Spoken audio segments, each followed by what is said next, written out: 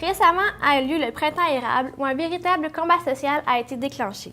Les associations étudiantes ont pris d'assaut les rues de Montréal en déclarant leur désaccord envers le projet de loi du gouvernement libéral de Jean Charest qui prévoyait d'augmenter les frais de scolarité pour les études universitaires. Lorsque le Parti québécois a pris le pouvoir, il a automatiquement annulé la hausse qui prévoyait d'augmenter de 254 $ par année. En tant que société, nous devons nous poser de grandes questions pour bâtir le Québec de demain.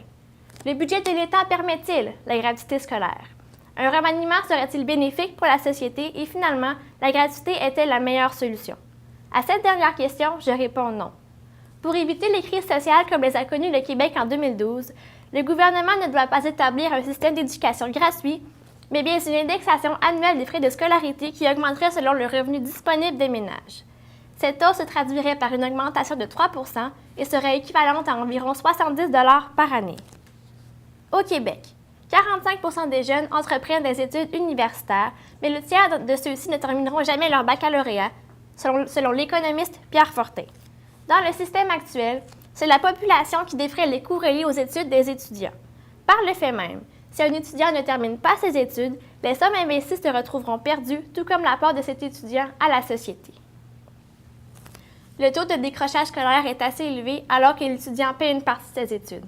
Qu'en sera-t-il alors qu'il ne devra rien débourser?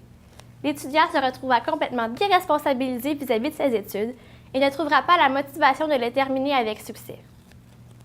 Certaines personnes opposées au projet d'indexation pourraient dire que l'indexation des frais de scolarité empêcherait une population moins nantie d'accéder aux études supérieures et que cela réduira par le fait même l'accessibilité aux études.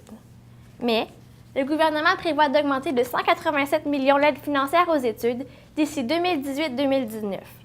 Puis, selon l'économiste Clément Lemelin, c'est en privilégiant l'aide financière aux études que l'accessibilité peut davantage se réaliser, car ainsi, une hausse des frais n'aura pas d'effet négatif sur le taux de fréquentation scolaire. Il n'y a aucune raison justifiant que l'étudiant ne paie pas une partie plus importante des frais reliés à ses études, dans la mesure où l'accessibilité aux études universitaires est assurée par des mesures adéquates.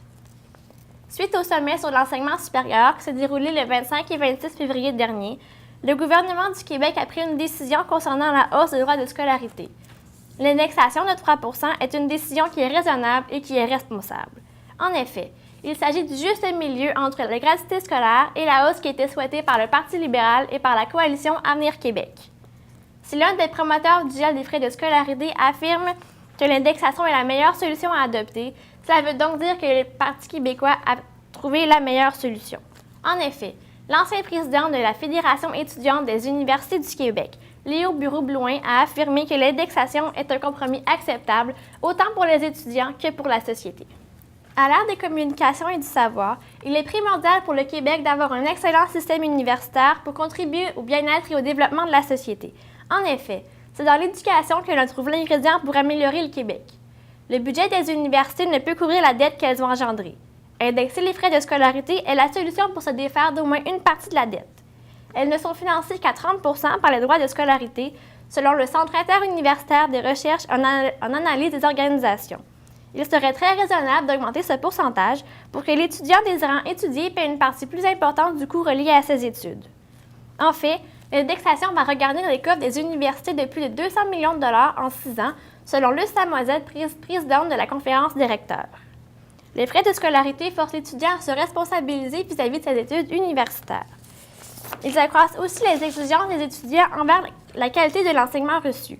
Pour les universités qui offrent différents programmes d'études, plus les frais de scolarité sont importants dans le total de leurs revenus, plus elles devront se soucier de la qualité de l'enseignement reçu afin de justifier les sommes qu'elles exigent. De plus, je ne comprends pas ce qui pousserait le Québec à vouloir s'éloigner du modèle nord-américain, puisqu'il fait partie de nos meilleurs au monde, puisqu'il attire environ le quart des étudiants étrangers voulant étudier, selon l'Institut de la statistique de l'UNESCO, pour s'inventer un modèle avec tous les risques que cela comporte pour finalement n'avoir qu'une pâle représentation du modèle nord-américain.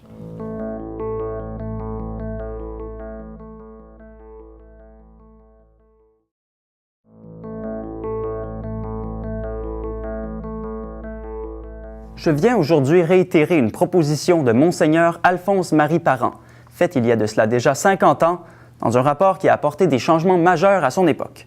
Le rapport Parent proposait, parmi d'autres mesures, d'instaurer la gratuité scolaire à l'université, et nous avons suivi presque toutes les recommandations qui y avaient été faites. Or, elles se sont toutes avérées bénéfiques pour le Québec et la gratuité scolaire le sera également en augmentant le taux de fréquentation scolaire et en apportant un revenu supplémentaire annuel à l'État. Pourquoi ne pas exploiter à leur plein potentiel les recommandations faites dans ce rapport? D'ailleurs, à la base, la seule raison pour laquelle le gouvernement Lesage ne s'était pas attardé à faire de la gratuité scolaire une réalité était le manque de fonds de l'époque, ainsi qu'une nécessité prioritaire de réformer d'autres institutions gouvernementales, comme le système de santé. Le gouvernement avait même appliqué un gel des frais de scolarité en tant que mesure temporaire à la gratuité scolaire. Donc pourquoi ne pas suivre l'exemple des pays scandinaves qui ont si bien réussi à réformer leur système d'éducation?